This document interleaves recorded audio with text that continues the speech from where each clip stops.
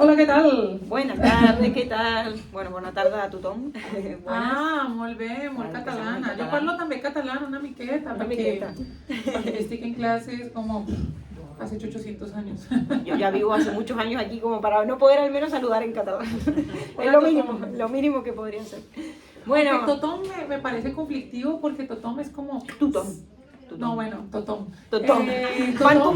Pan tumaca. Es como, no es pan tumaca, pan tumaca. Totom es todos los hombres, ¿no? O sea, si Bueno, vamos como a eso es todos, Totom. ¿no? Como todos, claro, puede ser. Totoma. Totoma. Topem. Ya, Totem. bueno, veo muchas caras nuevas de Totem. Veo caras nuevas aquí. ¿Quiénes sois nuevos? Levanten la mano, nuevas. Pero, Varios. bueno, bienvenidos. Varios. Varios. Ganas ya de tertuliar, de debatir. Aquí lo que hacemos más o menos es hablar 30, bueno, no 30, mentira, hablamos más de 30. Siempre hacemos 30 minutos y hablamos 40 45 minutos.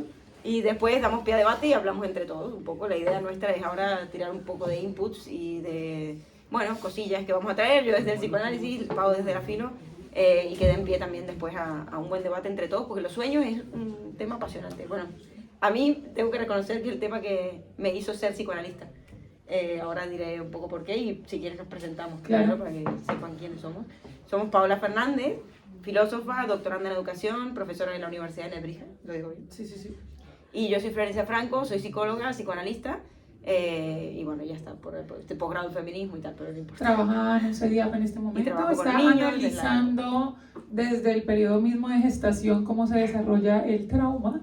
Y la psique. La psique. Sí, también, bueno, doy una vez al mes un seminario en un hospital, el Hospital Sagrat Cor, y de allí también un poco, bueno, llevo un poco estos temas. Llevo a Lacan, digamos que soy como testigo de Lacan, no sé, en vez de testigo de Jehová, llevo a Lacan a los estudiantes, a los residentes de psiquiatría, que allí no ven a Lacan, que fue un psiquiatra francés muy famoso, bueno, al menos para los psicoanalistas. ¿Y por qué digo que mi amiga sí, me mostró la Biblia que tiene aquí esta es mi Biblia, esto nunca lo hago, pero una testiga nunca de Freud, traigo libros, pero es que este es el libro... Cuando has escuchado algún día a Freud, escucha la palabra de Freud. Este es el libro que cambió para siempre mi vida a los 14 años, cuando lo encontré en la biblioteca de mi madre, La interpretación de los sueños, de Freud. Y miren cómo está, significa que ha pasado por recorridos me lo llevo transatlánticos. A donde vaya, o sea, viaja conmigo, ha viajado por todas partes. Y realmente fue muy bonito cómo llegó a mí, porque yo me acuerdo que tenía, bueno, sueños, como todos seguro que tienen, y me llamaba la atención qué significaban. Es decir, yo ya me intuía, ¿no? Y esto me gustaría hablar un poco, porque antes del psicoanálisis ya se intuía que los sueños podían decir algo, ¿no? Un mensaje. Yo intuía y decía, ¿por qué he soñado esto, no? O sea, ¿por qué tuve tal sueño, tal otro? ¿Qué quiere decir esto que me pasó en el sueño? ¿Por qué aparecía esta persona que no tenía que ver con esta situación y tal, ¿no? O sea, me hacía todas esas preguntas. Entonces empecé a anotar mis sueños en un cuaderno y vi que mi madre me lo revisaba. Es decir, como que, claro, metida, como fuera madre, metiche, metiéndose en cosas que no le incumbían, me revisaba el diario. Una vez la vi metiéndose en el diario. Y dije, no. Entonces empecé a escribir un código, empecé a escribir como en códigos, que yo me había hecho una tabla para poder escribir mis sueños sin que mi madre tuviera acceso a ellos. Es decir, bueno, al menos que mi madre no tenga acceso a todo, porque me parecía que tenían algo muy íntimo. Entonces, bueno, empecé a escribir, no todo el sueño lo escribía en códigos, pero algunas cosas sí para que fuera algo, yo sabía que era algo muy privado. Y un día estaba, bueno, en mi casa y veo en la biblioteca de mi madre el lomo de este libro, de la interpretación de los sueños, y dije, wow, se puede interpretar. Y ahí empecé a leerlo y ese día supe que esto era, que de ahí nunca más me iba a separar de Freud, del psicoanálisis en realidad, de Freud sí, si se quiere, o de Lacan, porque no estoy casada con ellos, pero sí con el psicoanálisis como que hice mi causa, ¿no? Y bueno, hoy en día trabajo de esto y también he tenido sueños muy interesantes, tanto como analizante como analista, que interpretar. Así que para mí es un tema apasionante. A mí me parece muy interesante, pues que ya vamos a Freud, evidentemente, pero que antes de Freud ya se estaba intentando dar luces, como bien lo dice Flor, de pues por qué soñamos, porque es algo muy extraño que nosotros tenemos como una función consciente de vigilia en la cual estamos interactuando con el mundo de una manera más o menos determinada y de la nada nos dormimos y no tenemos ningún tipo de control sobre lo que está sucediendo. Entonces, esta cuestión del por qué soñamos no solamente le correspondió a Freud, que también como lo ha anunciado Flor, sino que muchos, tanto biólogos como filósofos, habían intentado dilucidar un poco la función del sueño. Y haciendo un poco un recuento, de los primeros que vi hablando de esto, bueno, un poco Platón, pero el primero que vi hablar como seriamente al respecto fue Aristóteles, que en un texto de él que se llama La Biología, pues porque recordemos que Aristóteles, a mí me encanta hacerle visualmente esto en la Academia de Atenas, en la Escuela de Atenas, que está pintado por Rafael, que está en los museos del Vaticano, está ahí, se muestra como Platón señalando el cielo y Aristóteles la tierra, ¿no? Para Platón el mundo estaba en el mundo de las ideas, el mundo real, mientras que para Aristóteles en el mundo sensible era donde se encontraba la esencia de las cosas, ¿no? En la mezcla de materia-forma. Entonces Aristóteles, padre de la lógica, de la biología, padre de la astronomía, como casi hasta como la entendemos hoy, bueno, con ciertas discrepancias de lo de hoy, pues también habló de las funciones humanas básicas y hablaba que el sueño, que eso es muy chistoso, era fruto de los órganos que seguían trabajando cuando estábamos durmiendo. De hecho, relaciona el sueño con la indigestión y dice que es el proceso residual que tenían los órganos cuando seguían trabajando y querían encontrar como un sentido a ese seguir trabajando. De hecho, más adelante Hobbes va a tomar esta idea, va a pensar que los sueños van a ser simplemente un proceso residual del organismo y además que se van a utilizar como para no apagar el sistema. Hobbes va a pensar que los sueños van a ser como si nosotros pusiéramos un salvapantallas para que siga funcionando el cerebro mientras estamos en un proceso de sueño para que siga operando. Pero buscando estas funciones, pues hay otros autores que empiezan a devenir otras respuestas. Por ejemplo, Schopenhauer, Nietzsche los van a nombrar como el sueño es algo que más adelante Freud le va a dar mucho más sentido, es una realización de procesos vitales que no pueden llevarse pues en estado de vigilia, y Schopenhauer va a ser más explícito diciendo que en los sueños hay una realización de la voluntad, que precisamente por eso no tenemos control de eso. Schopenhauer decía que la voluntad es un ciego afán de algo que no sabemos qué es, pero nos moviliza la acción, y como no sabemos qué es, encuentra como un lugar para expresarse en los sueños. Y una cuestión, ya para saltar, porque es que todo esto es antesala a Flor, o sea, ¿qué puedo hacer? Hoy la palabra la va a tener más Flor. Y es que me parece interesante que otros autores ponen el sueño como algo, como la contraparte del proceso racional. Por ejemplo, Descartes, cuando empieza con las meditaciones cartesianas, Descartes, el de pienso luego existo, y esta cosa de dudar de la realidad y mimi, pues las meditaciones cartesianas empiezan con Descartes sentado, bueno, René Descartes, sentado al frente de su chimenea, se estaba echando un sueñito y de la nada despierta y, oh, tuve un sueño tan vívido que me hace distinguir que esto, pues, esto es la realidad y no el sueño. Y empieza a dudar de la realidad por medio del argumento del sueño y luego se va a la mierda, ¿no? Mete hasta un genio maligno ahí que puede meternos ideas en la cabeza. Bueno, al fin, no estamos hablando de Descartes, pero el sueño va a ser el argumento para darnos de cara a la realidad. ¿Qué es lo real? Y lo real va a ser definido porque va a haber un yo pensante, un yo que se hace cargo de sí mismo cuando piensa, un yo que cuando está en vigilia despierto, que cuando está en vigilia es capaz de darse a sí mismo cuenta en el mundo por el proceso de pensar. Por eso es que el pienso luego existo, no es que sea un proceso después. Sé que existo porque estoy pensando, sé que existo porque hay alguien que se está pensando su propia existencia, y eso solamente podemos dar cuenta en un proceso racional que me da cuenta que estoy despierto y no dormido. Y aquí es donde entra Freud. Ya, y Freud fue un gran lector de Schopenhauer, esto sí que hay que decirlo también, y ahora que decías esto de los sueños, posiblemente, y lo cita en este libro, se inspiró un poco en esto, ¿no? En esta cuestión de que Schopenhauer ya intuía, ¿no? Que el deseo era inconsciente, que hay algo que escapa a la razón, que la voluntad tiene esta cuestión del ciego afán. Es decir, que Freud no sacó esto de la galera, ¿no? Freud no dijo un día, mira, he tenido un descubrimiento mágico, ¿no? Evidentemente era médico, neurólogo, pero leía a filósofos, sobre todo a Schopenhauer, y creo que en Schopen ya está la base. En Schopen está la base de lo que después sería la teoría psicoanalítica, en parte, no solo en Schopenhauer, pero sí que hay una parte que le debemos a Schopenhauer. Ahora, la cuestión de los sueños es incluso anterior a Platón y Aristóteles, fíjense qué curioso, o sea, antiguamente, en un mundo más regido, digamos, por una cosmovisión mítica, mágica, mágico-mítica, se podría decir, incluso antes de la religiosa, antes de la científica y de la filosofía, incluso, se decía, ¿no?, que los sueños se pensaban, eran profecías, o que eran mensajes de los dioses, o que eran mensajes que venían del más allá, que eran presagios, que venían a decirnos algo que iba a pasar. Bueno, también que tenían poderes supraterrenos o demoníacos. O sea, se interpretaban un poco desde este lugar. Ahora, lo interesante es pensar que siempre los sueños, desde la antigüedad más antigua, fueron pensados como algo, como un mensaje descifrado. Es decir, antes del psicoanálisis incluso ya se suponía, se intuía que el sueño tiene un mensaje, una especie de jeroglífico que viene a decirnos algo pero que no sabemos qué es y que por tanto cuestiona e interroga al propio soñante. Esa es la parte interesante, que nos cuestiona a nosotros mismos. Es, ¿por qué soñé esto? ¿Qué significa tal cosa, Que tal está fuera del elemento? orden de lo racional, ¿no? Aristóteles lo relacionaba con el proceso de estar alucinando, porque es como en la alucinación hay algo dentro del orden de lo mágico que también aparece dentro del sueño, que está como la contraparte de lo racional. Claro, exacto, exacto. Como que ahora veremos por qué, ¿no? Al menos como lo explica Freud. ¿Por qué pasa esto de que en el sueño hay algo de lo racional que se relaja, si se quiere, o que disminuye? No está guiado por el pensamiento consciente, uno no elige qué soñar, sería muy fácil y hasta entretenido decir, bueno, esta noche quiero soñar que fui al Caribe y era verano, yo qué sé, no funciona, claro, no funciona así. Hay algo que decide por nosotros, ¿no? Por eso es que los sueños son una de las vías de acceso al inconsciente. Es decir, este libro de Freud fue escrito en 1900, de hecho lo había escrito 2 años antes, pero quería lanzarlo, publicarlo, era su primer libro y su más importante, podríamos decir, obra. Lo quería publicar con el nacimiento del siglo, es decir, cuando empezara el siglo XX. Entonces esperó 2 años para publicarlo, tenía 46 años cuando lo hizo, y digamos que es la obra más importante del psicoanálisis porque acá está condensada toda la teoría psicoanalítica, o al menos los conceptos más fundamentales del psicoanálisis.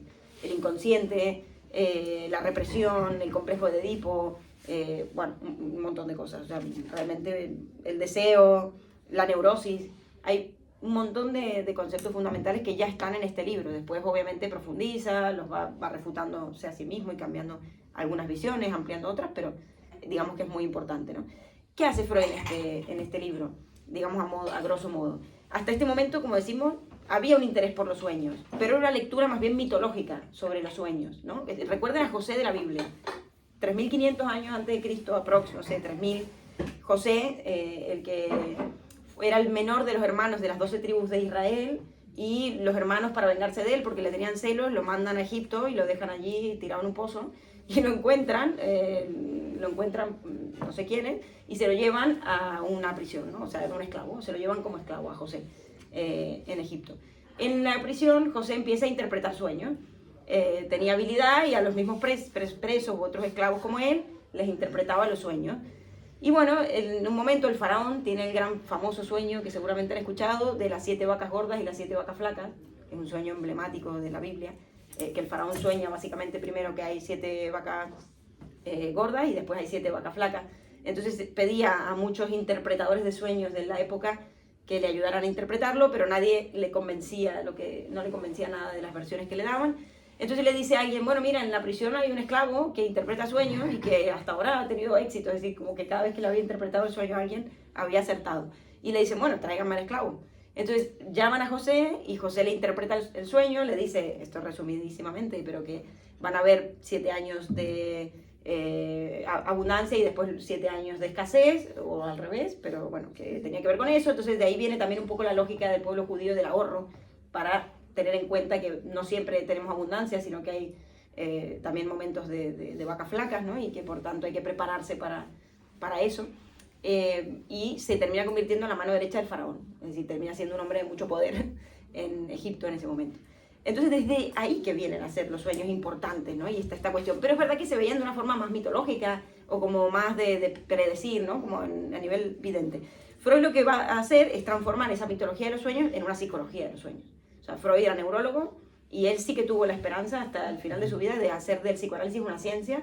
Después esto se abandonó rotundamente, hoy en día sabemos que no somos una ciencia ni queremos que sea el psicoanálisis una ciencia, porque la ciencia va a lo general y nosotros a lo particular. Es decir, somos caminos paralelos, se podría decir, que podemos conversar, comunicarnos y intercambiar cosas, pero a la ciencia no le importa lo particular del sujeto, a la ciencia le importa generar muestras y generar resultados que sean generalizables, y al psicoanálisis le importa justamente lo que a la ciencia deja como resto por fuera, ¿no? Que es justamente lo particular, el sujeto particular, la historia de cada uno de nosotros, el síntoma subjetivo, esa parte que se queda por fuera. Entonces ahí es que Freud empieza a estudiar los sueños en base a sus propios sueños, a su autoanálisis, porque claro, él no tuvo analista. o no había, él funda el psicoanálisis, él inventa el psicoanálisis y no había analista. Entonces él se interpreta a sí mismo, cosa que sabemos que no funciona, pero al menos era lo que podía hacer en ese momento, y los define a los sueños por primera vez como una función psíquica del soñante, ¿no? Un proceso psíquico especial de nuestro aparato psicológico. Y va a venir a decir que los sueños son como el guardián del dormir, es decir, que básicamente son como una película, literal, que nos ponemos para permitir el descanso, es decir, para permitir estar 8 horas quieto y durmiendo, ¿no? Y obviamente que en el sueño se regeneran, bueno, todas las células, hay procesos fisiológicos muy importantes, pero que el sueño es como esa película que nos ponemos para poder sobrellevar esas 8 horas o las que sean, ¿no? Ahora, ¿quién dirige esa película? Esa es la pregunta, ¿no? Es decir, si es una peli que nos ponemos, evidentemente no es el yo, el que la ha elegido, por esto que les decía, uno no elige decir, voy a soñar que fui al Caribe, no, aparece algo ahí en lo cual uno no tiene campo de acción, pero a la vez es el director, porque no podemos decir que esa peli la hizo otro. ¿Qué otro? El otro que es otro a nosotros mismos, que es el inconsciente, ¿no? O sea, como que el director de esa película sería algo del orden de nuestro inconsciente más radical. Y la tesis de Freud, así como del libro fundamental, que se sigue sosteniendo, yo diría, hasta hoy, es que cada sueño tiene en el fondo una realización de deseo, de un deseo inconsciente. Ahora, ¿qué pasa? Que eso no está de forma literal expresado. Y aquí es donde entra también lo interesante. En el sueño tenemos el contenido manifiesto y el contenido latente.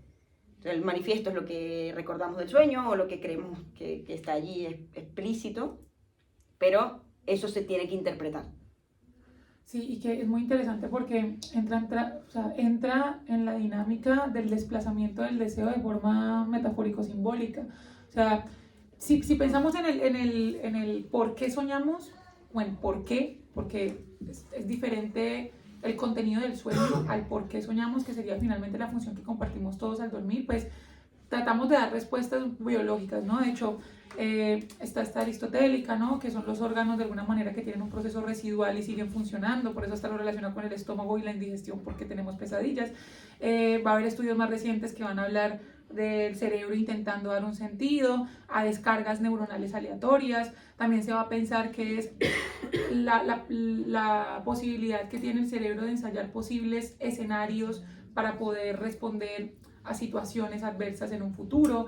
También se piensa en términos neurobiológicos que sirve para dos cosas: uno, para aprender, para afianzar la memoria, y otro también para olvidar, para que en el sueño de alguna manera hay como una renovación de recuerdos, para que haya una economía psíquica, porque recordar todo lo que tenemos durante toda nuestra vida pues agobiaría un montón. Y recordemos intensamente, ¿no? Como los muñequitos ahí, como esto se queda, esta canción se va, esto se queda, y el sueño que lanzamos, y aparece algo random mientras las personitas van trabajando ahí con todos los recuerdos. A nivel cognitivo, que el sueño sigue siendo algo bastante curioso y siguen dándole cuestiones al sueño y al sueño y al sueño, digamos, eso puede resultar un poco más explícito, menos críptico, pero lo interesante, y que lo acaba de plantear Flor, es el psicoanálisis poniéndose de cara a lo que la ciencia no le va a interesar o no va a poder responder, que es no solamente el por qué soñamos a nivel biológico, sino por qué soñamos lo que soñamos. Y es lo interesante que viene a plantearse aquí el psicoanálisis, y es esta consumación y realización de un deseo, y aquí vengo a hablar de lo poco que está el psicoanálisis. El inconsciente es lo más interesante que pueda haber, porque es lo que no sabemos que no sabemos. O sea, yo puedo decir que yo no sé de programación, pero yo no puedo decir que sé lo que no sé, porque no sé que no lo sé. Es como cuando te preguntan, ay, piensa en un color que no has pensado antes. Pues no puedo, pendejo, porque no lo pensé antes. O sea, esa es la cuestión con el inconsciente, que esté tan difícil acceso porque no sabemos que no lo sabemos, pero está ahí, a la base de nuestra conducta, determinándonos. Y el acceso al inconsciente es sumamente difícil. De hecho, una de las vías es el sueño, pero pues están los actos fallidos, los lapsus, hasta el mismo el chiste, el humor, que no estamos hablando de eso, pero son vías de acceso al inconsciente. Y el sueño es la vía de acceso como que tenemos más allí, porque la tenemos noche a noche.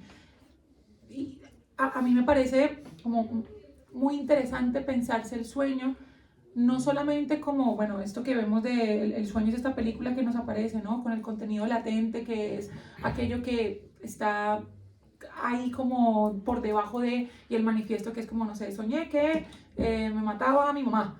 Aparte que estos son actos fallidos, ¿no? Que el primer ejemplo que se me venga sea eso, pero bueno, en fin. Asociación libre, asociación libre. Asociación libre. A mí me encanta también eso de Freud, que para Freud nada es fortuito, nada. O sea, si se te olvidan las llaves en tu casa es porque, no me acuerdo qué caso era ese lapsus, que Freud decía que se le olvidaron las llaves en la casa y llaves en alemán significaba algo como relacionado con burro y entonces él iba a encontrarse con unos compañeros neurólogos y él se sentía burro, entonces por eso había dejado las llaves. Y es como, vale, te lo compro. También los olvidos, los cambios de nombres propios, o sea, nada es fortuito. Entonces, bueno, vuelvo a que mi mamá me mató, ¿no? No sé por qué mi mamá está cumpliendo años, soy feliz cumpleaños, mamá. No sé, sueño que mi madre me mata. Entonces, claro, uno se despierta con la angustia de soñar que mi mamá me mató. Pero lo interesante de eso no es soñar que mi mamá me mató, es cómo hago discurso que mi mamá me mató. Porque si yo voy a un psicoanalista o un psicólogo a contarle, él no va a tener acceso a mi sueño más allá de mi palabra. Lo interesante del sueño, más allá del contenido en cuanto tal, es lo que nos queda de él, porque bien sabemos que el sueño se olvida bastante fácil y por eso es interesante anotarlos, pero lo que se queda de él, lo que hacemos discurso y lo que hacemos discurso en el momento en que lo empezamos a elaborar.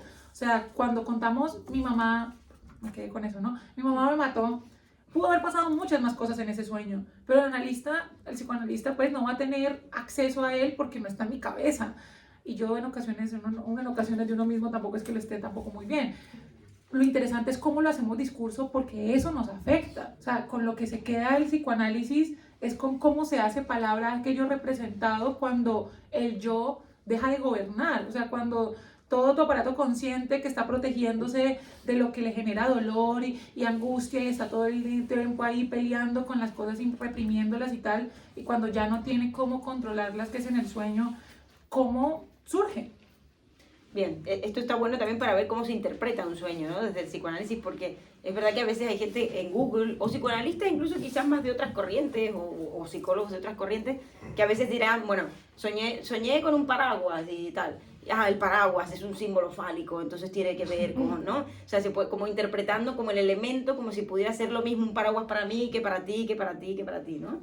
En este caso, evidentemente es cierto que el psicoanálisis se sirve de la regla fundamental, que la inventó Freud y no se ha cambiado hasta ahora, que es la asociación libre de ideas. Es decir, uno no va a pensar en analista, no va a racionalizar su vida, a filosofar incluso, es decir, amo la filosofía, pero es verdad que no tiene nada que ver con un análisis. Uno va al análisis a asociar libremente, de hecho la consigna fundamental es no piense, diga lo primero que se le venga a la cabeza. Eso. Para evitar justamente la razón, que ahora explico por qué, ¿no? Que tiene mucho que ver con que pueda aflorar el inconsciente. Justo. O sea, entonces en el sueño va a haber algo del inconsciente que puede aflorar a la conciencia disfrazado. Esta es la parte importante, ¿no? Es decir, justamente el hecho de que el contenido manifiesto no tenga relación directa con el latente, es decir, cuando uno lo interpreta el sueño y dice, ah, ostras, entonces la verdulera no era la verdulera, era mi abuela, y el señor que pasaba, yo me acuerdo de un sueño mío, un señor que cuidaba como un cerco en el que no se podía pasar cuando se estaba cayendo el mundo, en el análisis, analizando a esa figura, ¿no? Mi analista me empezó a preguntar, que así es como se interpreta un sueño, ¿no? A través de esas preguntas, como ampliar significado, que es lo que decía Paola. Bueno, ¿y cómo era este señor? Bueno, era un señor de unos 50 y tenía el pelo así, qué parecido a mi padre, ¿no? De repente, uno mismo es el que asocia, no es el psicoanalista jamás el que va a decirte, ese señor era tu padre, o esa señora, no. Es uno mismo el que cuando empieza a describir algún rasgo de esos personajes que aparecen en el sueño, empieza a ver que tienen relación con otros. A esto se le llama desplazamiento. Una pregunta, o pero de verdad que condensación. me da mucha curiosidad con todo hacer. Sí. O sea, si vos, por ejemplo, por eso yo también estudié psicología, pero no la acabé filosofía porque no me imagino de este lado del diván. A mí me gusta estar acostada y que me analice porque estoy bien loca, pero yo me imagino vos analizando, si sabes de lo que te está diciendo, a dónde está con todos los inputs que te ha dado, no te dan ganas de decirle como estúpida idiota, o eso es tu papá, como que ¿cómo haces para que llegue con las preguntas? No sé, es un paréntesis es que ahí porque sí, es buena pregunta. Despertá, estúpida. Es buena pregunta, es buena pregunta porque hay que tener en cuenta también el respeto a cuánto quiere saber el otro y cuánto está dispuesto a querer saber el otro. Y si es el momento de saber eso o no, ¿no? Es decir, un sueño, y esto lo digo incluso no solo como analista, como analizante, un sueño puede prestarse a interpretación durante muchos años. Es decir, un sueño que yo tuve hace 6 años, igual le doy una vuelta más ahora porque hubo un elemento de mi vida cotidiana que me recordó ese sueño y lo vuelvo a analizar, es decir, o vuelvo a analizar un elemento que en ese momento no vi. Entonces los sueños pueden resignificarse también constantemente, no tienen un significado cerrado que digamos, vale, es este, y ya lo he encontrado, ¿no? Es verdad que uno puede encontrar perlas en ese sueño, pero hay cuestiones que se pueden seguir analizando. Entonces, cuando analizamos con un paciente, uno va abriendo, uno percibe cuando esa persona no quiere saber, ¿no? Porque normalmente o se cierra el significado o se cierra, no se parecía a nadie, no sé. Bueno, vale, entonces no le vamos a insistir tampoco, no vamos a presionar a que quiera saber, ¿no? Porque quizá no es el momento. Quizá todavía la transferencia no es muy sólida, quizá todavía no es su momento para acceder a ciertos contenidos que todavía le generarían mucha angustia, ¿no? Entonces quizá más adelante eso vuelve a pasar. Entonces uno tiene que ser paciente. Esa es la paradoja del analista, que uno es el paciente en el sentido que tiene que tener paciencia. Para esperar a que el paciente llegue a hacer esas asociaciones o a ver hasta cuándo quiere llegar. Porque también es muy legítimo decir, bueno, yo quiero saber hasta aquí, ¿no? Y no más. Ahora, es muy maravilloso cuando evidentemente, y hay analizantes que tienen más acceso o que más facilidad a la hora de asociar ideas, o que tienen más profundidad en ese aspecto, porque creo realmente que son más amigos de su inconsciente, por decirlo así. Más amigos en el sentido de justamente encontrarse con eso desconocido, con eso no sabido. Bueno, eso va cambiando también, depende de la etapa del análisis. Y bueno, ¿qué es lo inconsciente, no? O sea, ¿qué es esto que sale y por qué sale en el sueño y no en el día a día? ¿O qué es lo que pasa? Desde Freud es verdad que se creía que el inconsciente, digamos que es un mito, era como esta cosa que está en las profundidades, que es allí como que está, bueno, no sé, como algo en el fondo de un baúl, ¿no? O en el fondo del mar, que un día se saca y uno lo descubre y dice, ¡guau! Bueno, no necesariamente es así, o sea, Lacan va a decir que el inconsciente, sí, a veces está en la profundidad y a veces está en la superficie, y lo plantea como una banda de Moebius, en la cual, bueno, una hormiga podría recorrer las dos bandas, las dos superficies de la banda, creyendo que son distintas, pero es la misma, ¿no? Es decir, a veces los sueños, lo inconsciente sale a la superficie. ¿Cómo? A través de los sueños, a través del chiste, el lapsus, el síntoma y tal. ¿Por qué en el sueño pasa esto? Es lo que Freud se rompe la cabeza en este libro preguntándose. ¿Por qué en el sueño sí y en el resto de la vida no? Bueno, Freud lo primero que va a decir es porque en el sueño se relaja la censura. Es como si el superyo, ahora explico qué es, se relajara, también se durmiera, entonces permite que haya cosas que pasen disfrazadas, porque también es eso, mientras mejor sea el disfraz, por tanto más inentendible será el sueño o más extraño, evidentemente mejor se ha burlado a ese guardián que está allí cuidando esa puerta de acceso a la conciencia, ¿no? ¿Por qué la cuida? ¿Por qué nos cuida? ¿Por qué el yo se preserva? Es el yo el que se defiende del inconsciente o de este tipo de asociaciones o de imágenes o de situaciones. Se defiende porque le generan angustia, básicamente. Es decir, porque este sueño de soñé que mataba a mi madre o que mi madre me mataba o que mi hermano moría, sueños de angustia, evidentemente, claro, son muy angustiantes, ¿no? Y por algo son angustiantes. Entonces, más allá que ahí el disfraz, hay que ver si no, también, ¿no? Como que ha fallado a medias porque no ha producido placer.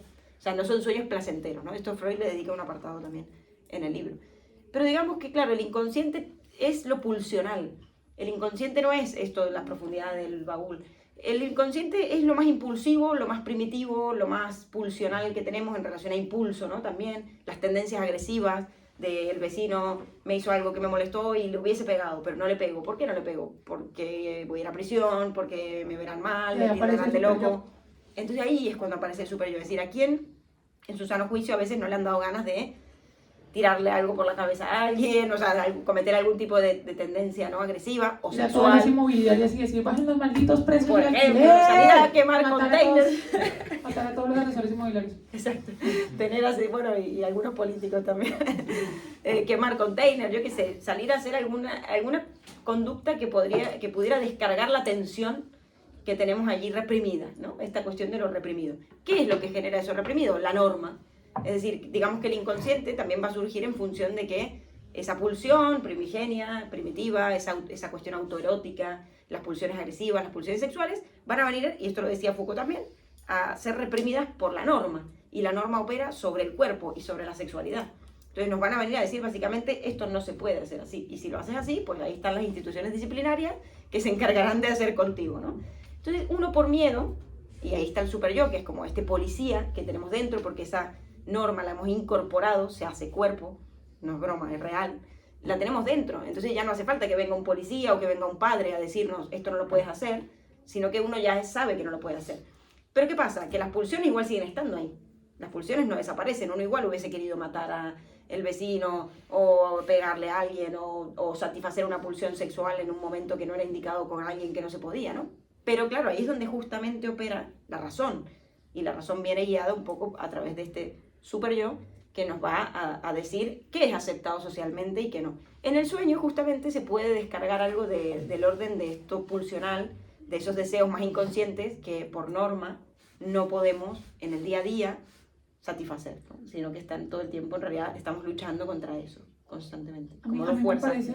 A mí me parece genial porque hay tres grandes bofetadas que recibió la humanidad sobre su propio ego, sobre el ego de pensarse. La humanidad se pensaba, humanidad entendida como todos nosotros aquí, habitantes de la Tierra, pensábamos que éramos lo más superior, tanto de las otras especies, como que cada vez íbamos evolucionando, había un sueño de progreso.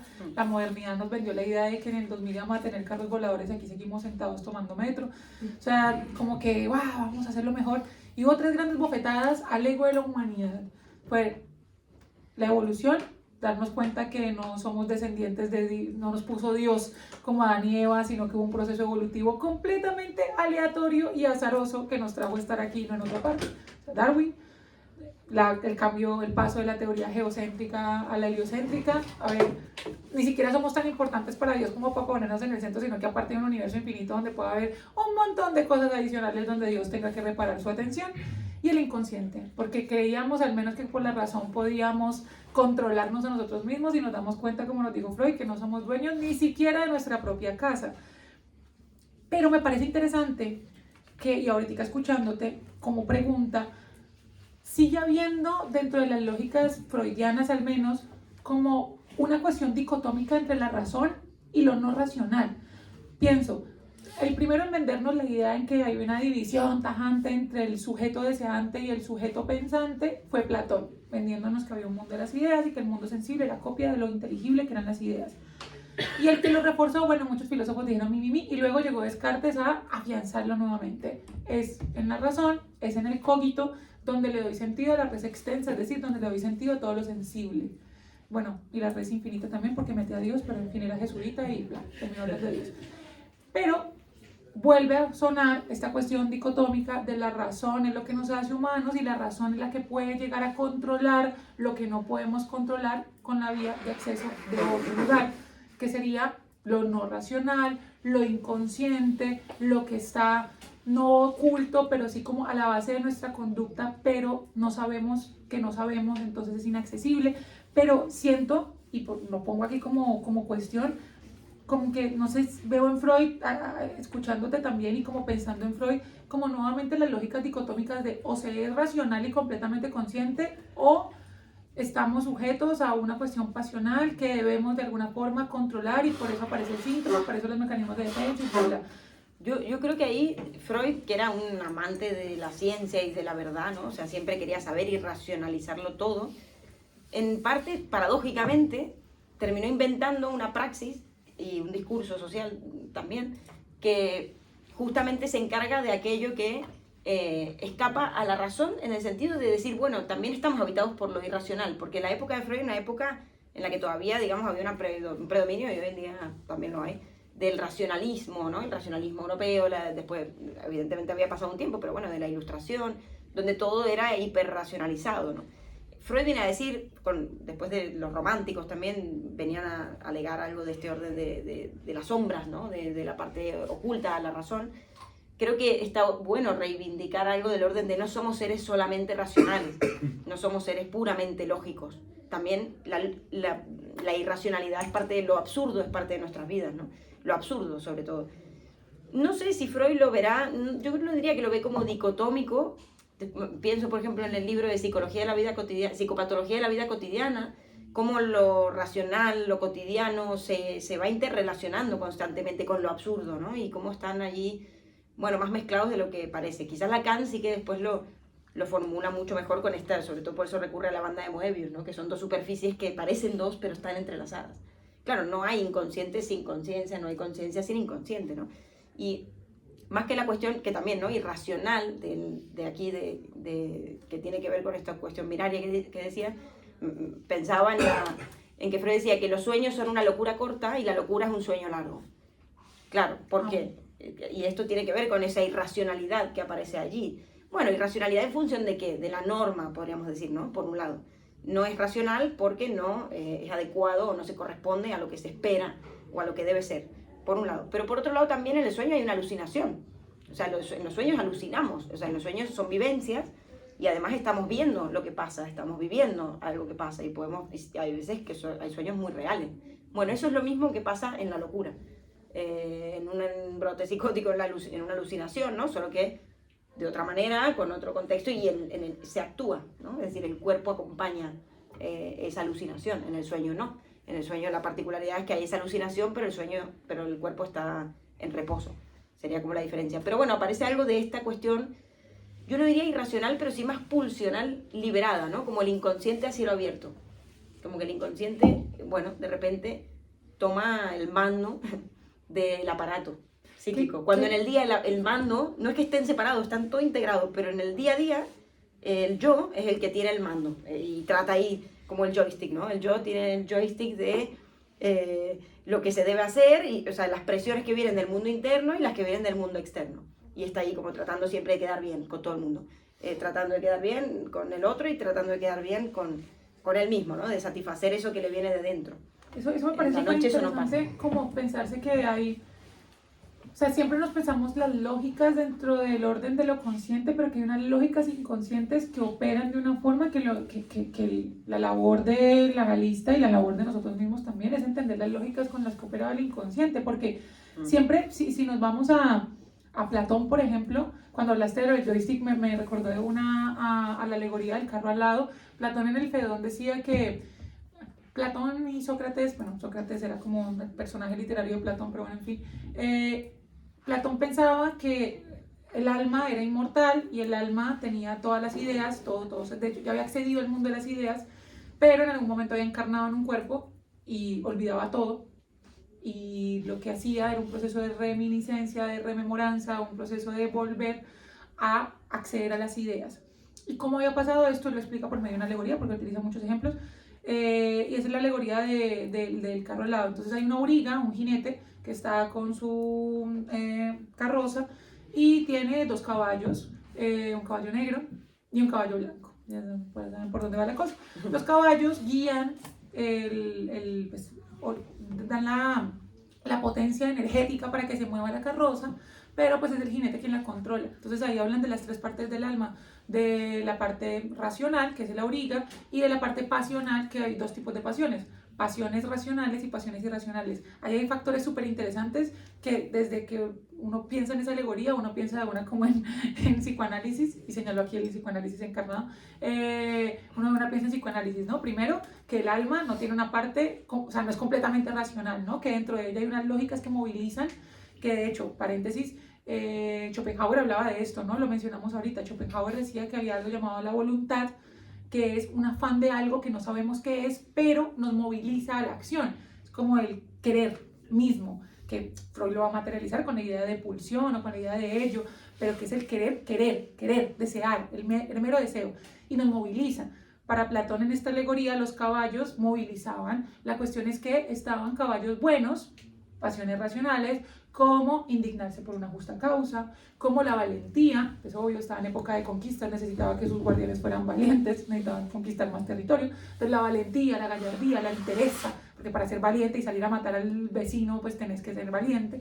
Esas eran pasiones racionales. Pasiones irracionales: la envidia, la ira, el deseo de posesiones, de riquezas constante, pues claro, porque quería que los esclavos se mantuvieran esclavos, pero bueno, en fin.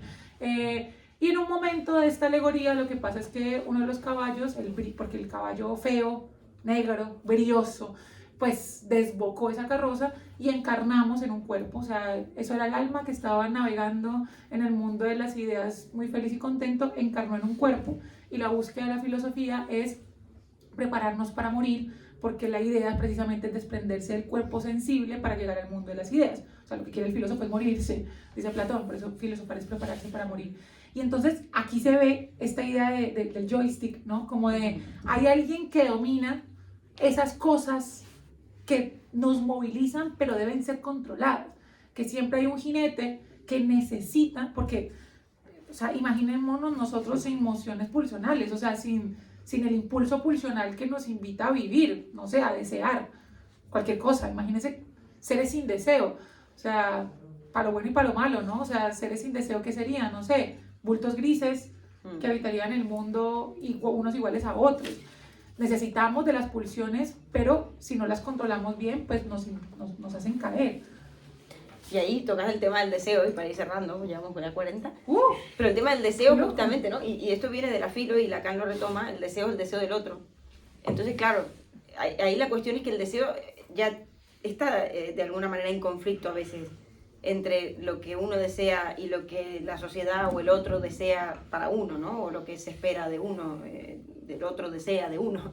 Y uno quiere a la vez cumplir con el deseo del otro porque espera su reconocimiento, que es un poco lo que explica Hegel, y desea obtener su amor. Entonces, bueno, allí el deseo es complejo, siempre opaco, siempre, digamos, bueno, en los sueños, digamos, ese deseo inconsciente que aparece allí, hay que interpretarlo y a veces lleva tiempo y no es evidente, ¿no? Es decir, sí que es verdad que es interesante, retomemos este sueño de una sueña que se muere la madre, ¿no? O un padre, por ejemplo, podríamos reconducirlo a una situación muy edípica, ¿no? O sea, Freud lo relacionaría sin duda con el complejo de Edipo, que es esa etapa en la infancia en la cual es verdad que uno tiene más apego, si se quiere, o más afinidad con uno de los progenitores, y al otro más rivalidad porque se mete en esa fusión, ¿no?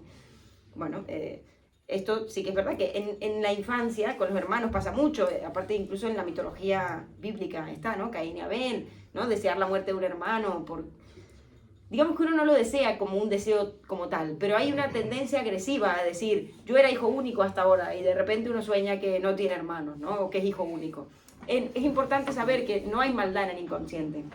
El inconsciente no sabe de bien y de mal, porque es cierto que está fuera de toda lógica, no hay temporalidad en el inconsciente tampoco, por eso en los sueños no tenemos conciencia del tiempo, en la locura tampoco, o cuando hacemos, no sé, una droga alucinógena, tampoco hay conciencia del tiempo, ¿no? Es decir, se pierde la temporalidad porque estamos fuera de esa lógica, si se quiere. En el inconsciente no hay lógica, y tampoco hay contradicción, o sea, no hay contradicción en el inconsciente, allí no hay ni bien ni mal. Entonces, si uno sueña que, yo qué sé, murió un hermano, bueno, no es que uno sea malo o egoísta, no, es simplemente que había un deseo de ser hijo único, o un deseo de ser el único para esos padres, o volver a una etapa en la que estaba más mimado, o tenía, ¿entiendes? O sea, no es maldad. Digamos que pueden coincidir allí dos cosas que en principio no, si uno al principio uno se despierta y dice, uy, qué mal, he soñado esto, qué angustia, pero bueno, después escarbando un poco vemos que quizá el deseo no es que era que el otro muriera, sino esto, recuperar ese podio, ¿no? de hijo único, o recuperar una ilusión de un estadio mítico que y antes de pasar a las intervenciones, porque de hecho habíamos pensado de trae tu sueño, pero no lo pusimos, de hecho no lo pusimos y no lo anotamos. Si alguien se anima. Pero si alguien se anima, yo te quiero contar uno. Oh. Y me encanta, ¿no? Vos que estudiaste psicoanálisis, vení a analizarme mi sueño, ¿eh? Vos que estudiaste artes, vení, tómame bien la foto, así, cosas así. Mira que en estos días yo creo que te lo conté, soñé, yo siempre sueño, yo quiero ser madre, eventualmente. ¿Sí? Y yo siempre sueño que, he soñado últimamente mucho más que antes, mi útero está palpitando, que estoy embarazada y estoy muy feliz. Nunca sé con quién en el sueño, como que la otra persona con la que yo tengo pareja y no sé, hemos pensado en tener hijos, pero nunca aparece mi pareja, ¿no? Aparece un rostro ahí difuso, no sé, ahí se muestra que el deseo de ser madre no importa con quién. Pero, si ahora es que te quiero, Sergi, pero hace poco soñé que quedaba embarazada, pero por primera vez quería abortarlo. O sea, ahí mira cómo me mira, si me conoce la hijo de puta. Y entonces quería abortarlo, o sea, pero luego me daba cuenta del mismo sueño, y me acuerdo que estaba hablando con una amiga, no sé cuál, también en mis sueños me pasa que nunca distingo los rostros de las personas, o sea, no rostros difusos, no hay rostro, que eso también es interesante, ¿no? Como que no hay un otro, sino soy yo, o sea, NFTs ahí como figura random, y mi deseo. Y quería abortar porque me daba cuenta que era fruto de una infidelidad. y quería abortarlo y estaba desesperada por abortarlo y me desperté angustiada pensando que tenía que buscar una clínica para abortar. No sé si... Creo que puede salir de... No sé si estás De segura eso, que ¿no? quieres que me meta en eso. Bueno, lo pongo por ahí, yo lo toco todo el bambalín aquí y se lo lanzo. Yo pensaría, mira, yo la pregunta que haría es... ¿Qué haría si fuera si no me ¿Qué conociera? te podría...?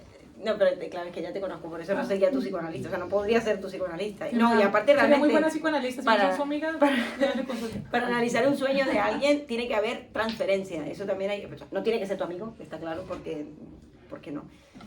Porque uno puede ya intervenir desde la subjetividad de uno, ¿no? Desde sesgos, desde cariño, estar en contra de uno, a favor de otro y tal. Pero tiene que haber transferencia, tiene que haber mucha confianza, tiene que haber un recorrido. Es decir, si un paciente a la primera sesión te llega con un sueño, no se lo interpretamos. No se interpreta. En todo caso, se le pueden hacer un par de preguntas, pero no se lo vamos a interpretar porque pueden salir cosas que, como decía antes, ese sujeto no está preparado para saber. Es un recorrido que tiene que hacer. Porque, ¿qué pasa? Esto Freud lo llamó reacción terapéutica negativa. Si uno analiza o interpreta algo antes de tiempo, antes de que el sujeto esté preparado para saber, pueden pasar dos cosas. O que le entre por aquí y le salga por aquí, y ya está, se genera un efecto de vacío. O que se genere una reacción terapéutica negativa, que es que no vuelvan más, porque sale indignado, sale enojado. No sé si les ha pasado. Yo conozco mucha gente que ha ido al psicólogo una vez y ha salido indignado, enojado con el psicólogo. Yo creo que a mi hermana le pasó. La odio. Y yo decía, ¿cómo la odias? Pero si, ¿qué te pudo decir tan heavy, no? Que para odiarla. Y bueno, había sido una interpretación, básicamente. Hacerle ver algo que ella no estaba preparada para saber y fue una mala intervención. O sea, Me parece que estás desviando el tema, amiga. yo te preguntaría qué beneficio puede haber habido allí del aborto o qué función cumple el aborto en ese sueño en relación a tu situación, algo en relación a la infidelidad, por supuesto, pero puede ser, claro, también depende, ¿no? qué tipo de infidelidad está, pero ahí tiene que haber un beneficio secundario, y hay algo, una función en ese aborto, saldar una deuda, no sé, liberar algo del orden de la conciencia, de una culpa, lo que sea, no sé, ahí es lo que tendréis que interpretar vos. Pero yo me enfocaría un poco en esa pregunta. Me lo anoto. De la función. Para preguntarle de ese si es mi aborto. psicóloga. También está el deseo ahí que se genera, ojo, también puede ser un deseo histérico, bien, perdón, ya que me cita como analista, no. Un deseo histérico de no satisfacer el propio deseo, es decir, el deseo entra en conflicto siempre el deseo entra en conflicto, es decir, deseo algo, pero también tememos la muerte del deseo porque ya no hay más deseo, ¿no? Es decir, satisfacer o cumplir un deseo equivaldría a la muerte de ese deseo. Entonces, en este momento quizá el deseo de ser madre también te mueve y tenés una esperanza enorme. Y cuando seas madre vas a tener que aguantar un niño durante los tiernos 30 años de vida. Claro, y ya el deseo, bueno... Y pero si nace niño, quiero una niña, si no lo devuelvo. Ya será, claro, será diferente a un deseo, será una realidad que a veces sea gratificante y a veces sea sufriente. Pero bueno, también se podría ver desde ese lugar, ¿no? Como el no querer satisfacer ese deseo. Bueno, dejémoslo ahí porque luego me saca más cosas y me pone a llorar. Y bueno, seguimos con vosotros, entonces pues seguimos con las preguntas. Muchas gracias. Gracias.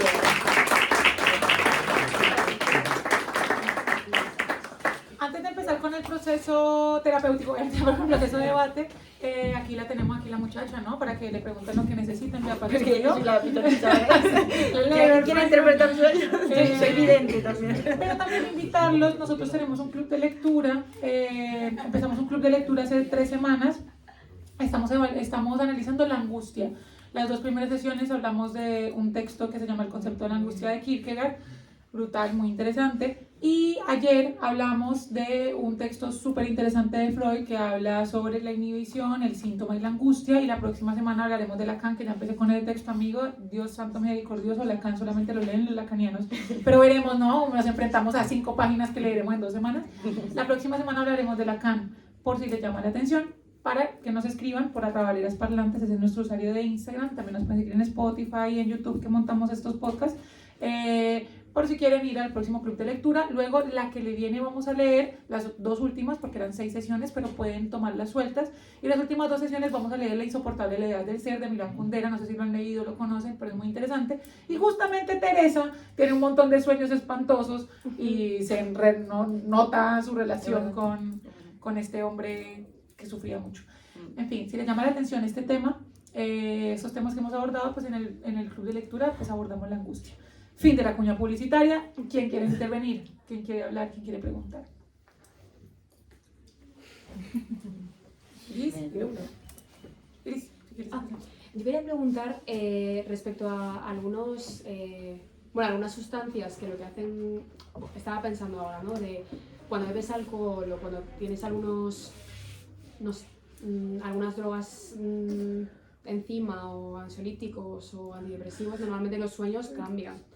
Se hacen como más realistas o sea como menos un recuerdo sino más de lo que has vivido a lo largo del día. Entonces estaba preguntándome como qué tipo de interpretación, si en este caso se están haciendo más racionales o no, y si la interpretación debería ser diferente, que seguro que sí.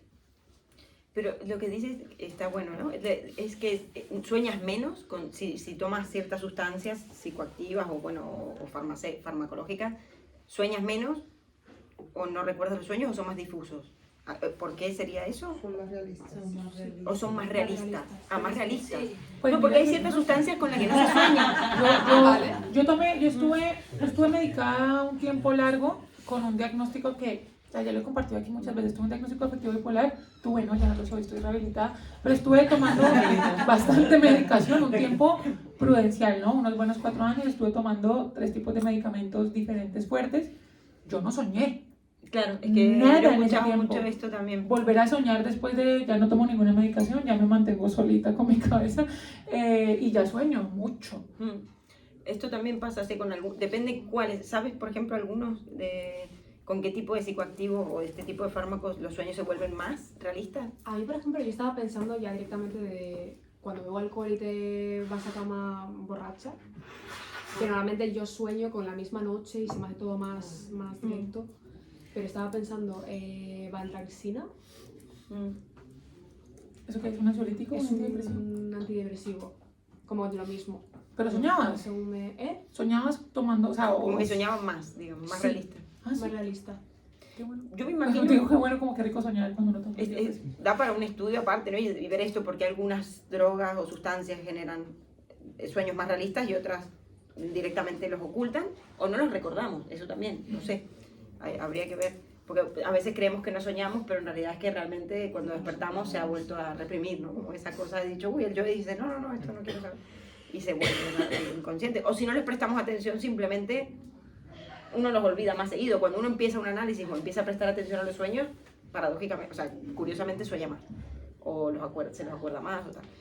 Yo calculo, no sé, se podría decir como que hay algo del orden de esta misma censura, ¿no? De este mismo guardián, de que pasen esas cosas, que también está más relajado y que pueden emerger más cuestiones del inconsciente allí a la conciencia, pero a nivel fisiológico, digamos, no sé exactamente qué genera.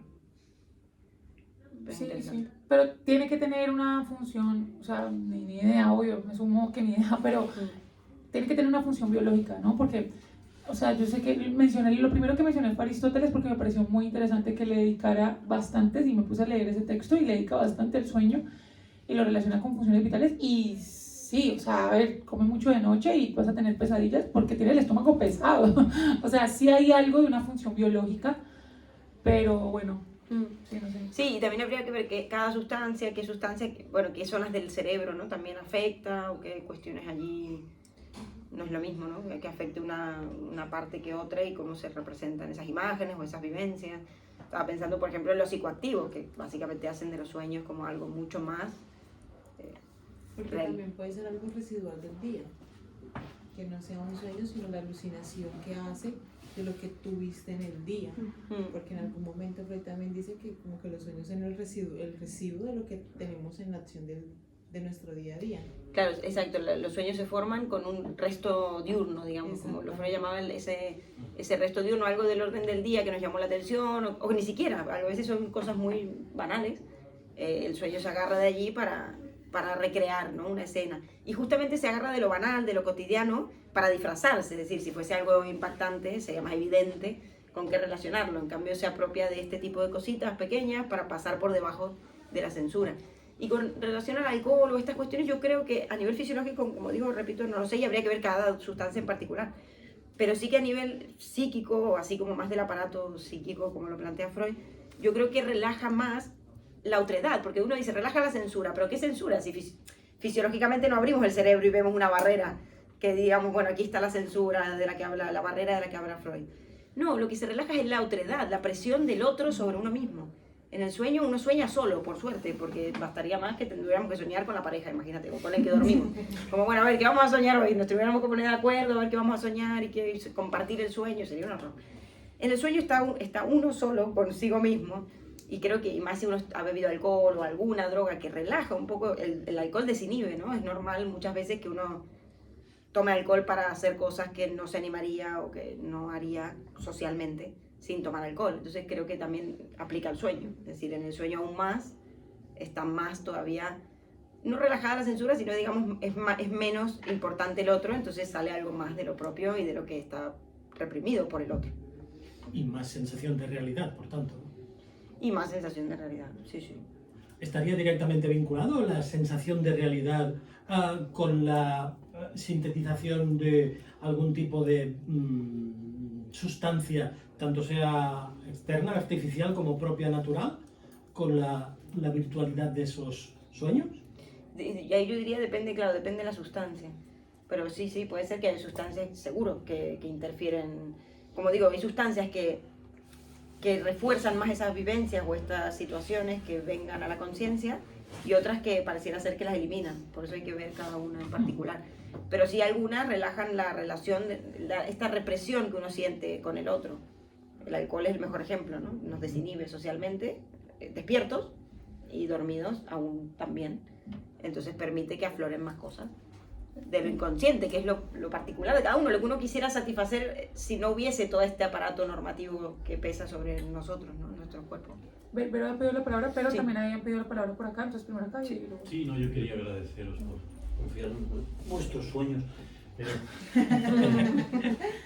desplazar un poco el debate de lo clínico a lo que no es clínico, digamos, porque en Freud y en Lacan el debate es básicamente clínico, ¿no? Y el uso del sueño es clínico, ¿verdad? Para terapias, y derivan más o menos en lo mismo. Y preguntaros si esa pretensión que tenía Freud en algún momento de establecer estructuras cognitivas que deberían ser universalizables, si eso realmente es así, es decir, sueñan lo mismo en otras culturas, los símbolos son homologables a otras culturas, ¿verdad? Porque es también un sueño muy bienes de esa época. ¿A quién psicoanalizaba Freud? No era precisamente, digamos, los obreros, ¿no? La antropología tiene otras miradas también sobre el sueño, ¿verdad? Y sobre la posibilidad de simbolizar, y lo que representa simbolizar. Y luego la pretensión también un poco exagerada que Sontag que alguna vez la plantea, de hasta dónde nos puede llevar la interpretación de las cosas, ¿no? Es decir, hasta dónde podemos llegar a interpretar o sobreinterpretar, ¿no? Y que lo hizo mucho la hermenéutica, ¿no? Entonces creo que hay una beta no clínica del sueño que también es muy interesante, ¿no? Y que en el día a día la vivimos todos, ¿no? Y en otras culturas, indígenas sobre todo, en trabajos antropológicos se ha puesto en duda la validez de ciertas estructuras pretendidas por el estructuralismo sobre todo, ¿no? Que rescató muchas cosas de Freud, ¿no? El freudomarxismo, etc., ¿no? Es decir, es válido eso. Un paraguas no significa lo mismo, pues para un bienes, ¿no?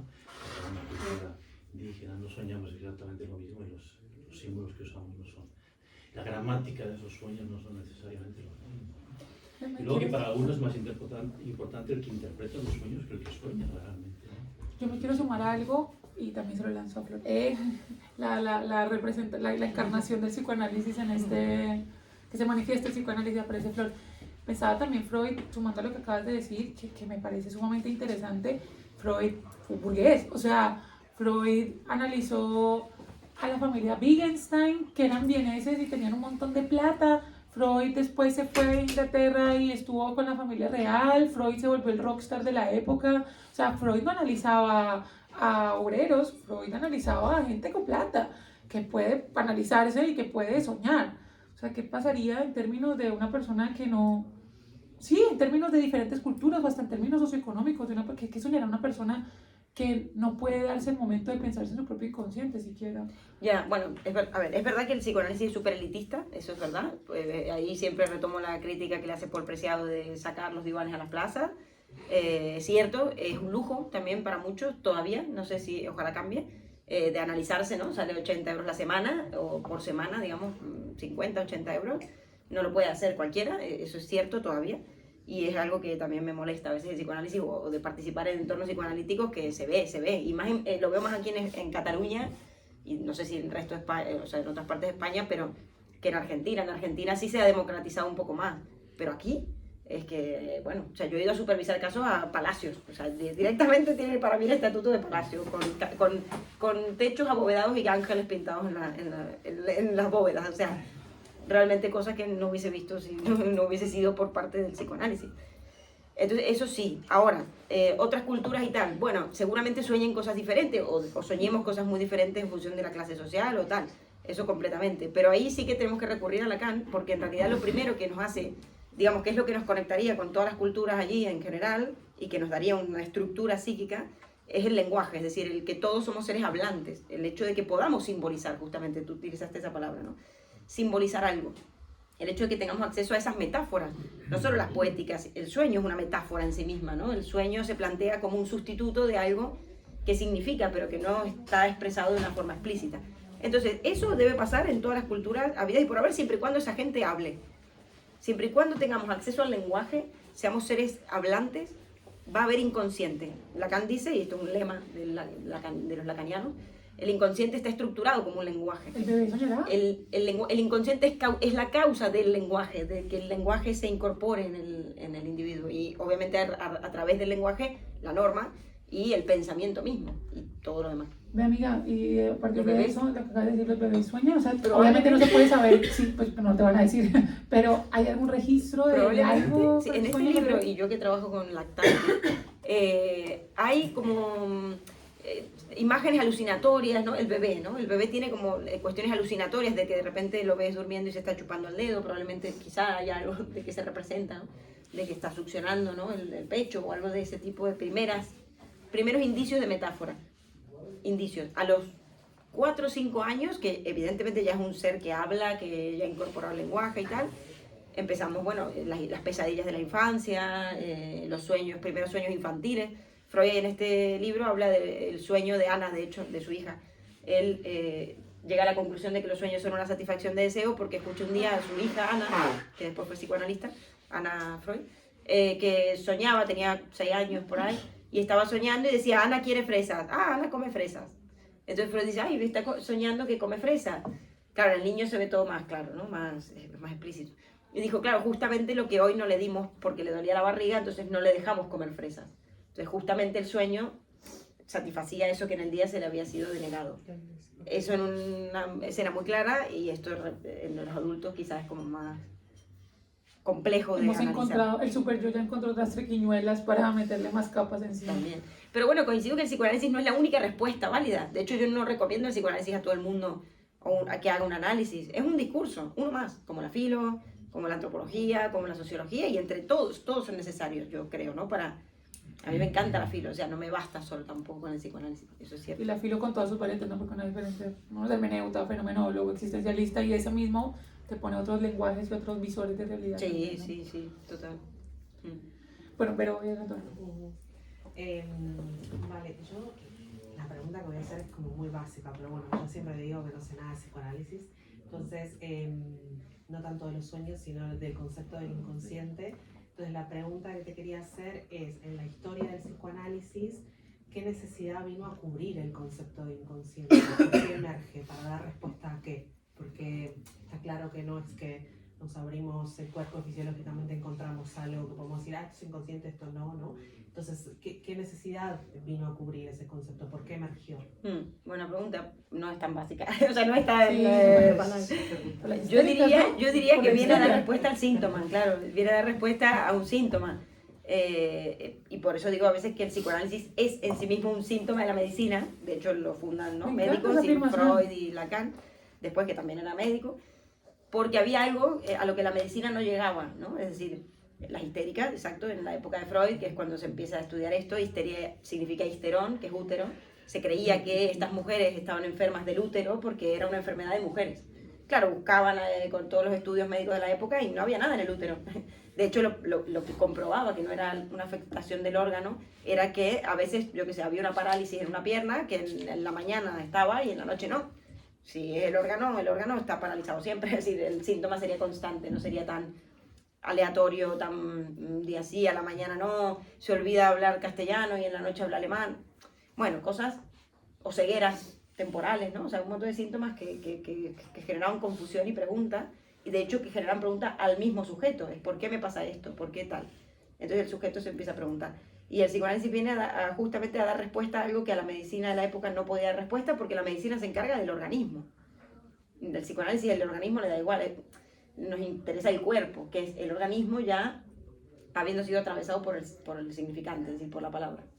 Vale, o sea que viene a resolver el problema del síntoma no fisiológico, o con causas no fisiológicas, digamos. Sí, exacto, exacto. Porque aparte en esa época surge la neurosis también. Sí, O sea, sí, como la neurosis como algo muy contemporáneo, propio de una época más industrializada, más hiperracionalista.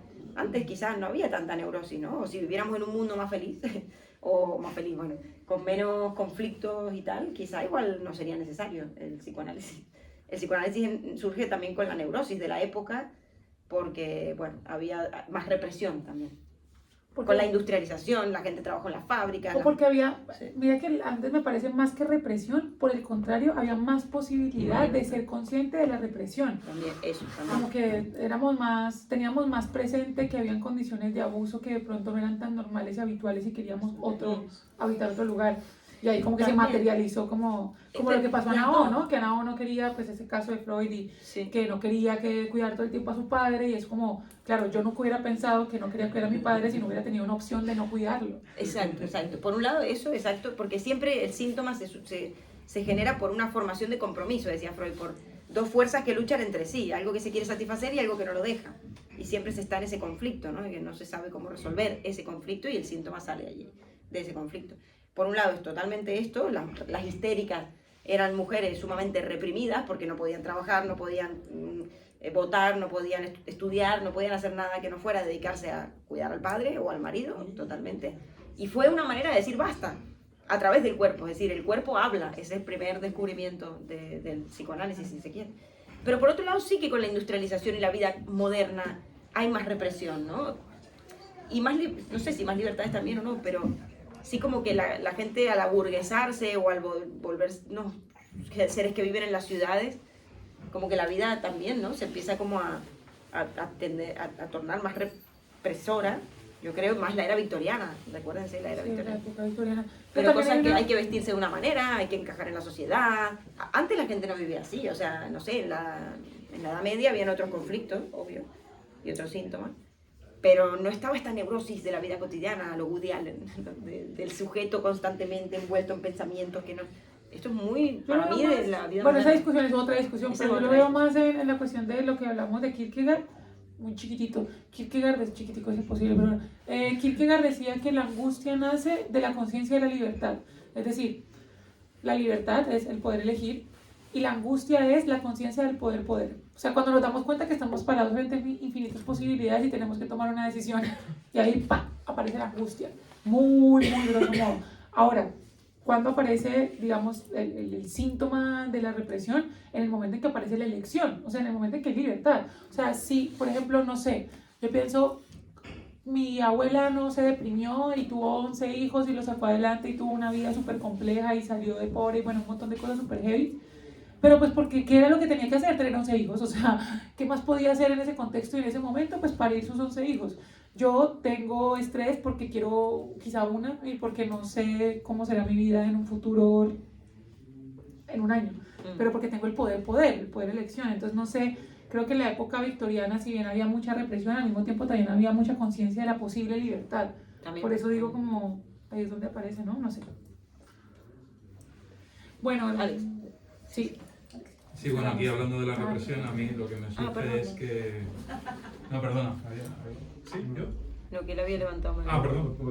Yo empezaste, dale. Perdón. Bueno, pues la represión para mí es como que tiene mucho que ver con una palabra que ya lo deja claramente, que la represión, presión. De presión se trata, ¿no? Que es una represión, sino una presión hacia adentro. Es decir, yo de alguna manera, bueno, yo que debo decir, o partir de la base que soy una persona que le cuesta, bueno, reconozco que no tengo sueños.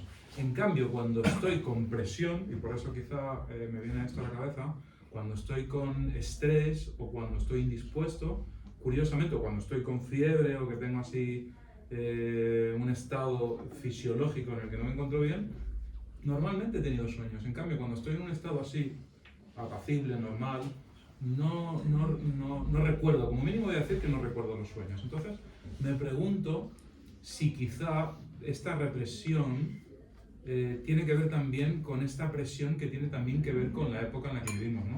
A mí, yo tengo dos preguntas. Una sería de si existen estudios antropológicos de otras culturas donde esta presión no está presente, por ejemplo, pues en países donde viven de otra manera más relajada, de si estas personas tienen estos sueños de alguna manera, si es algo que a lo mejor porque viven de una manera más natural no tienen sueños, como mínimo no tienen estos sueños represivos o fruto de la presión. Este sería una pregunta para vosotros. La otra pregunta sería sobre personas como yo que no recuerdan soñar, de si es cierto esto de poder recurrir al sueño lúcido. Es decir, si yo puedo forzar el hecho de soñar. Pero aquí me pregunto, ¿qué sentido tiene inducirme a recordar sueños que de manera natural no me está impidiendo un descanso? Simplemente pues que me voy a dormir, me acuesto, me levanto al día siguiente, no recuerdo nada, no tengo ninguna sensación de pesadez, mientras que normalmente cuando estoy con esa pesadez de la presión, del estrés, sí que recuerdo no haber descansado adecuadamente. Entonces, mi pregunta sería esta: ¿de qué manera, así como decía Aristóteles, me pregunto de si quizá los sueños en la época en que no había tanta presión, ni siquiera tanta ficción, que es la ficción en la que vivimos hoy, donde creamos tanto alrededor nuestro que ni siquiera es lo natural, vivimos en un mundo de ficciones? Entonces, dentro de todas estas ficciones, quizá el sueño propiamente es una ficción que nos hemos creado.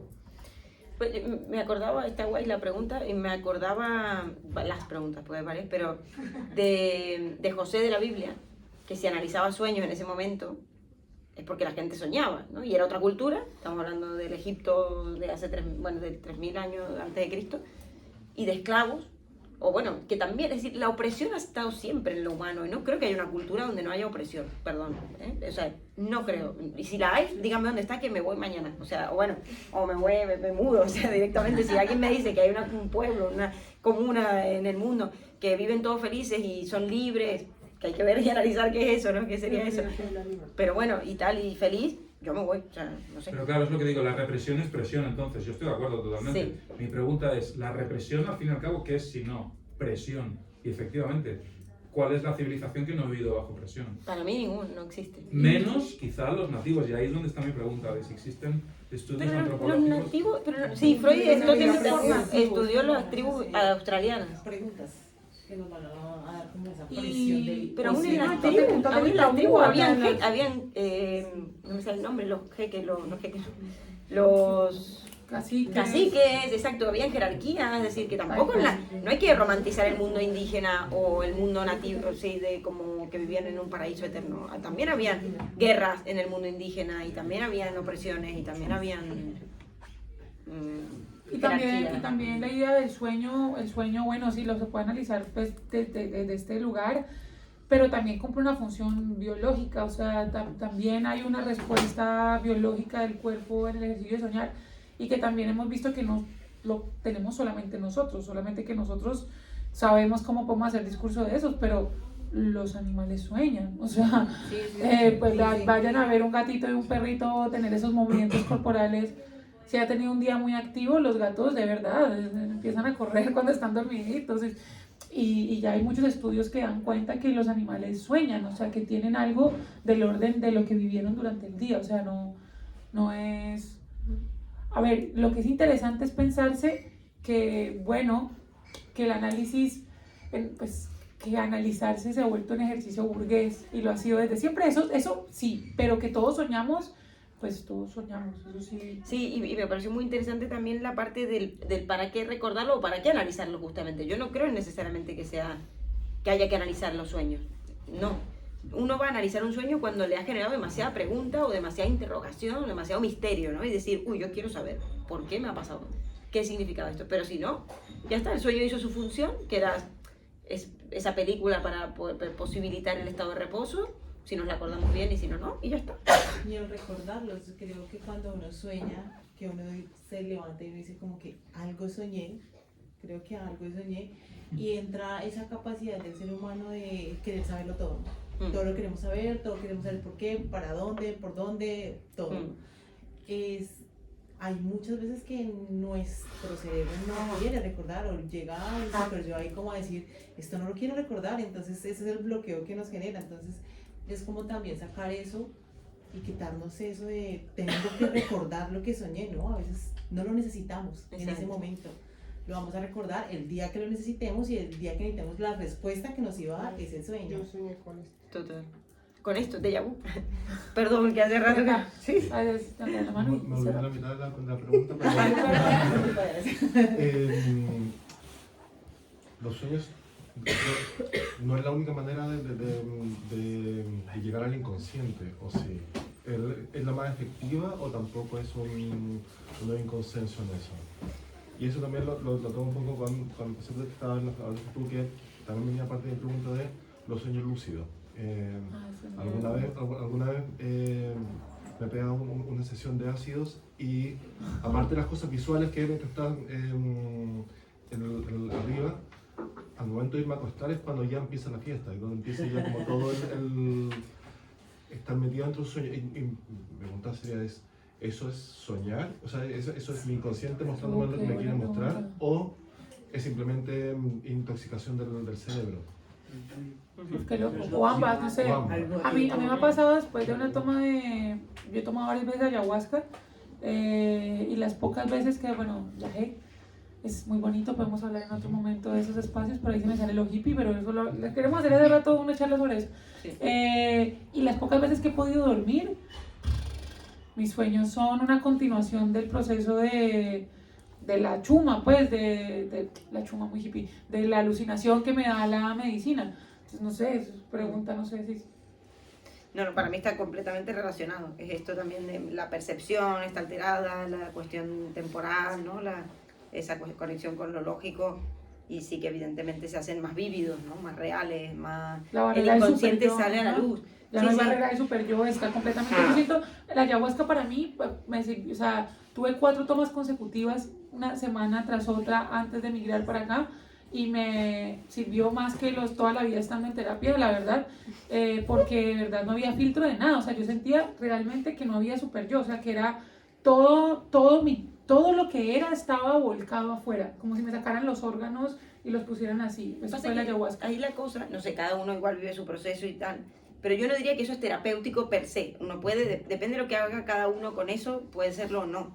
Pero digamos que el hecho de que el inconsciente acontezca o venga a la luz, ¿no? O salga a cielo abierto, como pasa con algunos psicodélicos o en los sueños o en alucinaciones, no resuelve nada. Es decir, no resuelve nada, nos da información de algo que está allí, pero si no sabemos hacer con eso, igual que un sueño, puede que pase al olvido y ya está, y uno sigue viviendo y quedó ahí. El tema en un análisis, lo que resuelve algo o lo que hace que el síntoma disminuya o cambie, bueno, se transforme en otra cosa menos dolorosa, se puede decir, o menos sufriente, no es que se haya venido a la conciencia, eso de inconsciente, sino el trabajo que se hace con eso, cómo se lo vuelve a reordenar en el aparato, en la cosmología subjetiva, qué se hace con esa información que nos ha dado el inconsciente y cómo se reintegra a la cadena, ¿no? O al aparato. Eso es lo que genera que se pueda mejorar, entre comillas, un poco algo del orden del sufrimiento. Pero, sí. Y bueno, y si quieren terapia con la muchacha, pero pues... no, Martín iba. Es que iba a complementar un poco y también creo que lo nombró el señor, que es que yo entendía como los sueños lúcidos como un despertar dentro del sueño, o sea, como darme cuenta que estoy soñando y como las técnicas como que se utilizan para eso. Y como que quería preguntarte bueno, a los dos, si es que creen en eso, si tienen una opinión sobre aquello, si es que es algo que se habla como a nivel, no sé, como sí, ¿no? Esto es real, ¿sabes? Como Castaneda, ¿no? Como Don Juan que te dice, oye, mírate las manos y tal, y esas son como técnicas, y quiero saber si es que estás como, si existe, como que si tienes una opinión o qué sé yo, ¿sabes? A mí, claro, me ha pasado con pacientes que tienen sueños lúcidos, a veces involuntariamente, o parálisis de sueño, que también, y lo viven de una manera como angustiante, no desde como un síntoma, digamos, no como algo positivo.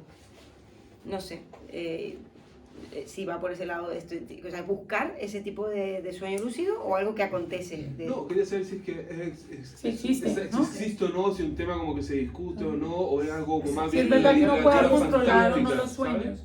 No, claro, eso no. Hay No. estudios de out of body experience de personas que salen de su cuerpo y ven su cuerpo alrededor. O sea, hay estudios ya como que hay esa capacidad, pero no se sabe cómo se llega a esa capacidad y por qué.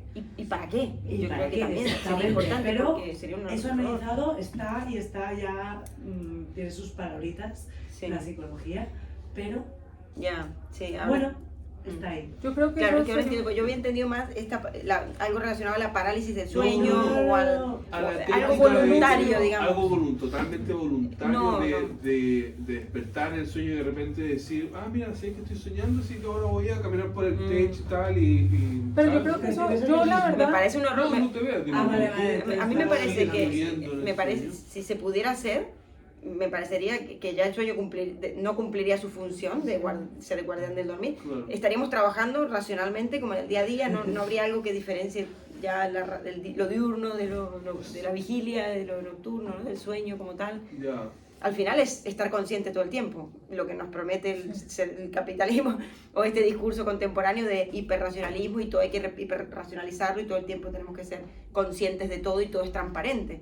Es como no darle lugar, ¿por qué no? Si los sueños son bellos también, algunos angustiantes, pero también hay belleza en los sueños, la vida es sueño, como decía Que la vida- Calderón, ¿no? De la Marcha. Porque la vida solo es sueño y los sueños Hay una solo son- poética ahí, y creo que hay algo de esto de querer ser consciente de todo, de no soportar el misterio también que tiene a veces, o lo Sí, enigmático. total, de querer cierta- controlarlo todo, o sea, que quien quiera A tener mí me un sueño suena eso. lúcido es como, déjate ser en algún momento, o sea, permítete al menos soñar. Hay una parte como exploratoria que uno, no sé, desea como... O sea, si es que el sueño es un mundo fantástico que ni siquiera sabemos lo que es, porque de alguna manera como estamos hablando de cosas como que pareciera como que todavía no tenemos consenso bien de por qué soñamos, qué es esto, ¿no? Entonces ese como mundo fantástico, querer ir a explorarlo y aparecer ahí, más o menos vivir ahí en ese mundo, me parece como, vale, o sea, no me parece como un no querer dejarse llevar, sino que, no sé, como, es que me parece alucinante el tema este del Alucinante sueño es la y- mejor palabra. Sí, total. Bueno, no sé, quería saber, Sí. o sea, la pregunta final Claro, era, es mi opinión, pero ¿existe no- esto? ¿Se estudia académicamente o es como está Yo en creo está que en esto Castaneda? actualmente, y creo meter las manos al fuego en eso, es parapsicología. O sea, yo creo que primero eso no lo estudiaría el psicoanálisis porque precisamente ya no entraría dentro del campo del inconsciente si tú estás haciendo un control de aquello que estás soñando. O sea, ya el psicoanálisis no entraría ahí como discurso, aunque me parece que en ocasiones aquellos que dicen que tienen sueños vividos precisamente pueden estar soñando e inconscientemente están creyendo que están teniendo un sueño vivido. Pero bueno, en fin, yo soy un poco escéptica frente a este tipo de cosas porque los estudios los pocos que he podido llegar a ver cuando he tenido esta discusión con personas son muy pocos, o sea, no obedecen la rigurosidad del método científico si queremos meternos dentro del ámbito de la ciencia, y en ese orden de ideas pues sería parapsicología. Pero bueno, parapsicología también es el psicoanálisis y le creemos muchas cosas, así que no estoy diciendo que no sea existente, ¿sabes? Puede ser, pero por lo pronto dentro del discurso de la ciencia lo de los sueños vividos no tiene lugar. Dentro del discurso de la ciencia entendida de forma positivista del rigor de observar, medir, cuantificar, replicar y que todos los casos sean semejantes, no obedece el método científico. Pero el psicoanálisis tampoco, y no le quitamos validez. Pero Solamente no que carece ciencia de- no es. No, pero no carece, no, para nada, y como dije, no pretende serlo, No, pero no no carece yo de digo lo lógica. de los sueños, No, no, carece de eso lógica, es lo más que con voy. Lacan, porque es verdad que Freud, bueno, a veces hay cosas que las podía explicar a su manera por su época, pero no, a lo que voy es eso, es decir, lo aterriza. pensarse en los sueños lúcidos es cuando dicen como, no, es que la ciencia comprueba, no, espérate. Mm. La ciencia obedece una rigurosidad que no estoy diciendo que la rigurosidad sea mejor, para nada. De hecho, detesto la idea de pensarse positivistamente el mundo y que todo tiene que obedecer el método científico.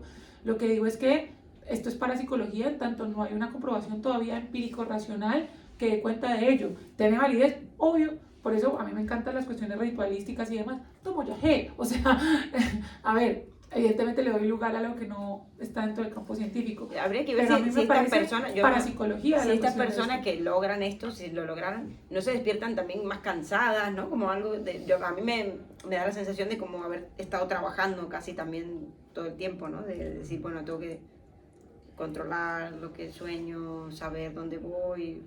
Bueno, o sea, a mí me relaja dormir. Prefiero dormir y dejar de eso como que se encargue el otro. No sé. Y pues bueno, Pero bueno, guay, muy bueno lo de los Dos- sueños lúcidos, lo han mencionado varios, se ve que es algo que está allí. lo podemos tratar de El investigar discurso más. Yo y- la verdad yo me tampoco parece sé también mucho. interesante. Dos cositas para finalizar. Uno, si alguien quiere comprarme, tengo un par de libros escritos. Si alguien quiere comprarlos, son de divulgación filosófica. Si les llama la atención cómo hablé y un poco de este cuento, se acercan y les cuento un poquito más. Y los otros que nos pueden seguir para Regaleras Parlantes si nos llegan a venir y que estamos aquí todos los jueves. Y muchas gracias. Todos los jueves. Gracias. Hasta luego. Ah, mira, ahí. Y yo-